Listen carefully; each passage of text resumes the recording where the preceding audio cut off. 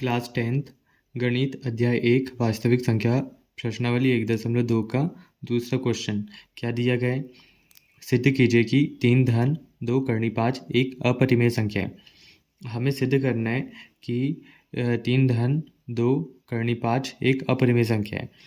तो फिर ज़रा मैं इधर साइड में ये बताना चाहूँगा कि अपनी अपरिमेय संख्या और परिमेय संख्या क्या होती है।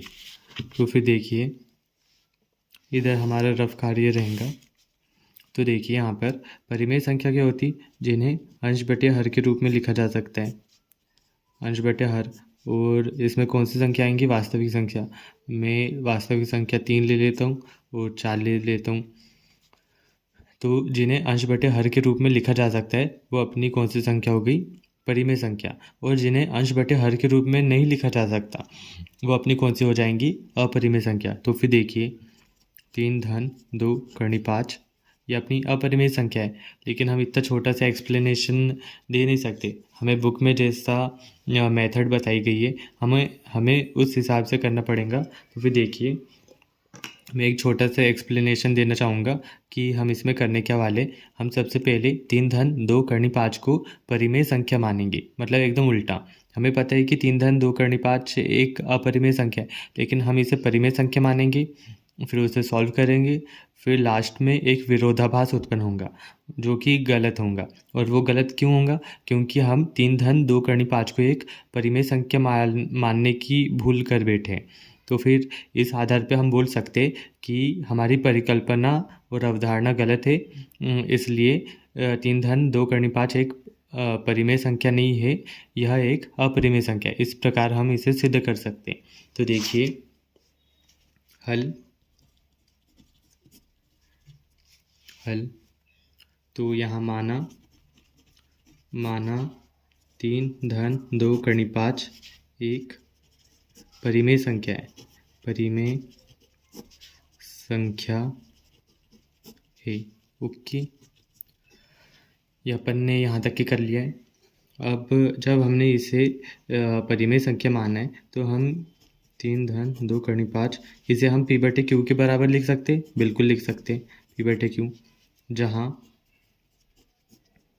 जहाँ पी और क्यू सह अभाज्य संख्या है तथा क्यू बराबर नहीं है 0 के।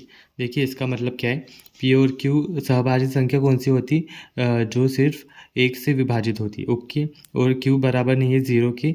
इसका ये अर्थ है कि हम क्यू की वैल्यू 0 नहीं रख सकते, क्योंकि अगर हम हर का मान अगर 0 रख देंगे तो जब उसका सॉल्व करेंगे तो अपरिभाषित हो जाएगा, मतलब इनफाइनाइट आ जाएगा।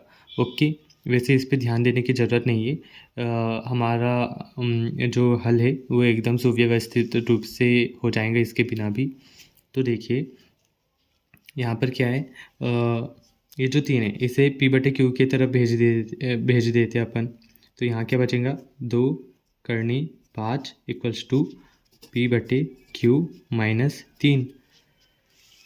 अब आगे देखिए 2 करनी 5 जैसा का वैसा बराबर इसे ये पी जैसा का वैसा ये क्यू का इसमें अपन गुणा करते 3 क्यू आ जाएगा और नीचे क्यू जैसा का वैसा। ओके, अब यहाँ पे स्टेप्स चल रही है।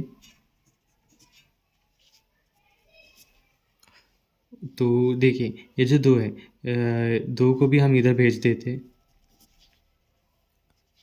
करनी 5 बराबर इसे पी माइनस 3 क्यू, इसे कोष्टक में लिख लेते, 2 नीचे आएगा 2 क्यू। ओके, अब देखिए हम याली वैल्यू को इधर लिखते और करनी 5 को इधर लिख देते, तो क्या हो जाएगा, पी माइनस 3 क्यू बटे में 2 क्यू। ओके, बराबर से करनी 5। अब जरा यहाँ पर देखिए क्या हो रहा है, ये जो वैल्यू है p माइनस 3 क्यू बटे में 2 क्यू ये अपनी परिमेय संख्या है। क्यों परिमेय संख्या है, क्योंकि ये अंश बटे हर के रूप में।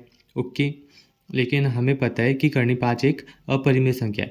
इसे हम प्रश्न 1 में सॉल्व भी कर सकते और सिद्ध भी कर चुके हैं। ओके, तो फिर देखिए यहाँ पर विरोधाभास उत्पन्न हो गया कि एक परिमेय संख्या एक अपरिमेय संख्या के बराबर कैसे हो सकती है। ये क्यों हुआ, इसे ऐसा काट दीजिए। तो ऐसा क्यों हुआ, क्योंकि हमने अपनी अवधारणा ही गलत मानी थी। क्या मानी थी? 3 धन 2 करनी 5 को एक परिमेय संख्या मान लिया था।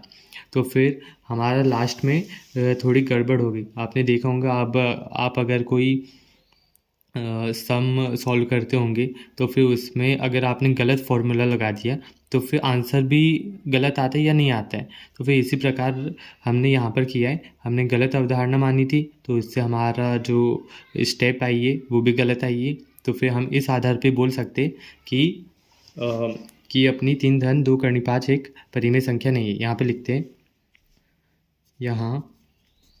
यहाँ विरोधाभास उत्पन्न होता है क्योंकि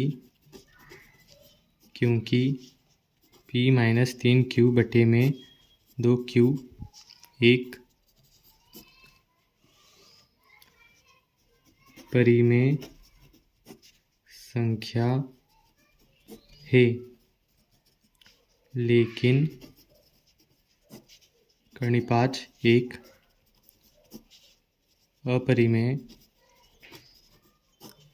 संख्या है। अतः हमारी अवधारणा गलत है कि 3 धन 2 करनी 5 एक परिमेय संख्या है।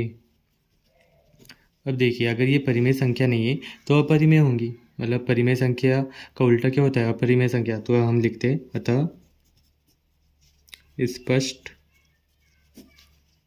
है कि 3 धन 2 करनी 5 एक अपरिमेय संख्या है। बहुत बहुत धन्यवाद आपका।